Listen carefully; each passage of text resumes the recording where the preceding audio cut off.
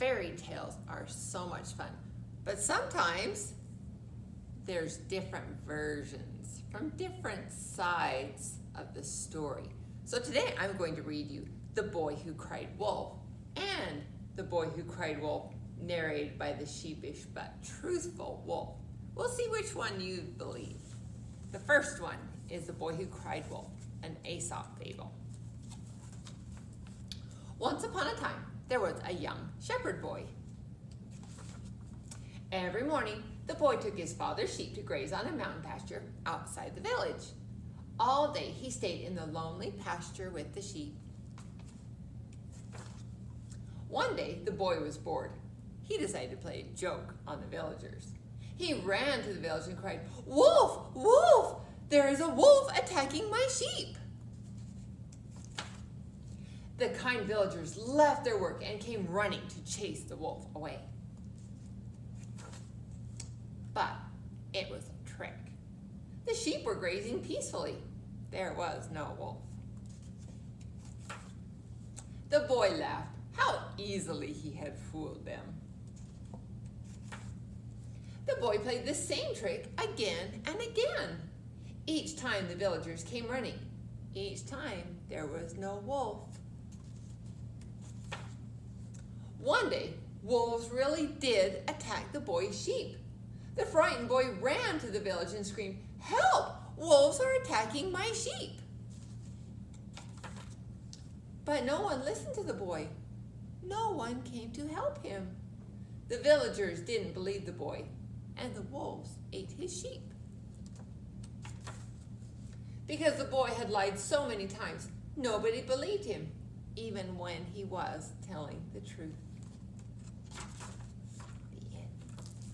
Let's see on this one, told by the wolf.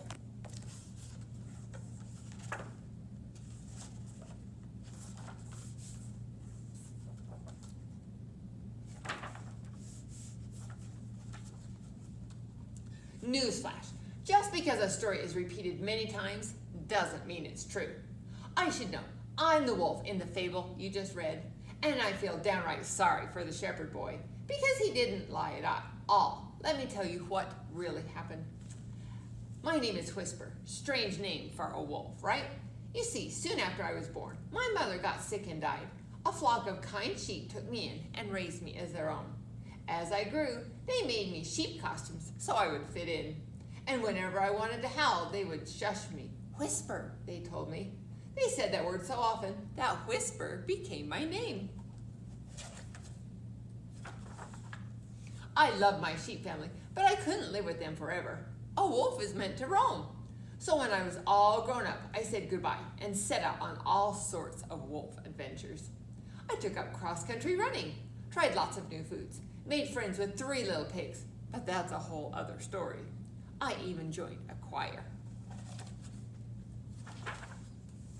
After a while, though, I started feeling homesick. I decided to pay my sheep family a surprise visit. I was so eager to see everyone that I didn't even bother looking for my old sheep costume. I just ran right into the flock. It felt so good to be back. The old half-blind shepherd wasn't there anymore. In his place was a young shepherd boy. From the look on his face, he was very confused. Why weren't the sheep scared of me? The boy did exactly what he was supposed to do, though. He called for help. "Wolf!" he cried. "Wolf! Wolf!" I scrambled to a hiding spot behind a large tree and watched as the villagers came riding to the pasture. They were yelling like crazy. Then they stopped short. There was no wolf, and the sheep were calm. "Is this some kind of trick?" demanded the flock's owner. His name was Walter. "There was a wolf." The boy was so upset he couldn't catch his breath. He started wheezing. "No trick, really, I saw a wolf," he gasped. Some of the villagers standing farthest away from the boy mistook the wheezing for giggling. "Why is he laughing?" they asked. "Does he think this is a joke?" I wanted to roll my eyes. Humans have terrible hearing. Absolute terrible.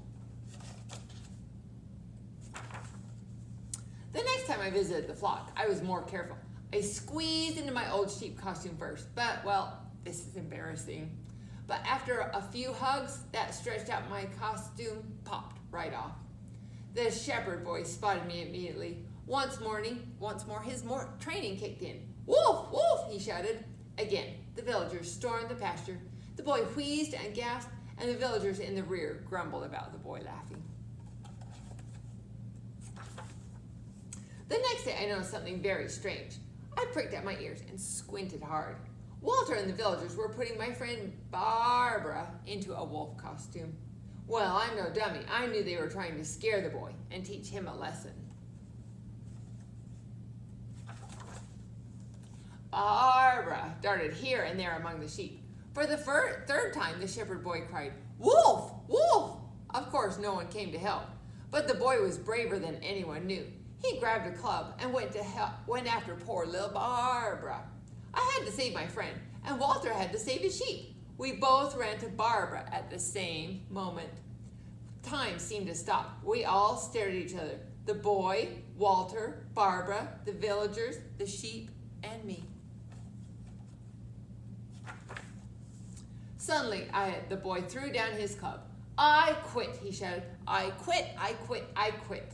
I thought being a shepherd would be easy, but none of this makes any sense. I'm going back to pet grooming school.